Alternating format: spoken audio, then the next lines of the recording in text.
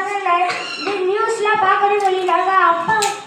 அப்பா வந்து வெளியில போகும்போது ஹெல்மெட் மாட்டாம சாவியை பிடிக்க வச்சுட்டு ஹெல்மெட்டை குடிச்சிட்டு அப்புறம் வந்து சாவியை கொடுக்கணும்னு சொல்லிட்டாங்க. நானும் எங்கள் அப்பா வெளியில போகும்போது ஹெல்மெட் போடாமல் போனாங்கன்னா நானும் ஹெல்மெட் எடுத்து கொடுத்துட்டு சொல்லுவேன்.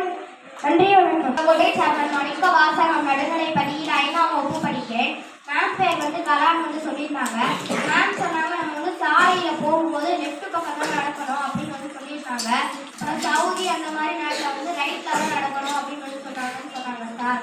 அதுக்கப்புறம் வந்து குட் டச் பேட் டச்சுலாம் இல்லை, நம்ம யார் பார்த்தாலும் நம்ம டோர் டச்சுன்னு சொல்லியிருந்தோம். நம்ம அண்ணன் தம்பி அப்பா அவங்கெல்லாம் பார்த்தா உங்ககிட்ட இருந்து நம்ம கொஞ்சம் தள்ளி தான் இருக்கணும், டிஸ்டன்ஸில் தான் இருக்கணும் அப்படின்னு சொல்லியிருந்தாங்க மேம். அப்புறம் சொன்னாங்க நம்ம வந்து குழந்தைகளுக்கான நம்பர் வந்து 1098 அப்படின்னு 1098 அப்படின்னு வந்து சொல்லியிருந்தாங்க. அப்புறம் வந்து பேங்க்ல வந்து நம்ம பின் நம்பர் வந்து யார்ட்டையுமே வந்து சொல்லக்கூடாது, அப்படி கேட்டாங்கன்னா அது வந்து ஃப்ராடு அப்படின்னு சார் சொல்லியிருந்தாங்க. எங்கள் அப்பா கிட்டலாம் போய் சொல்லுவேன்.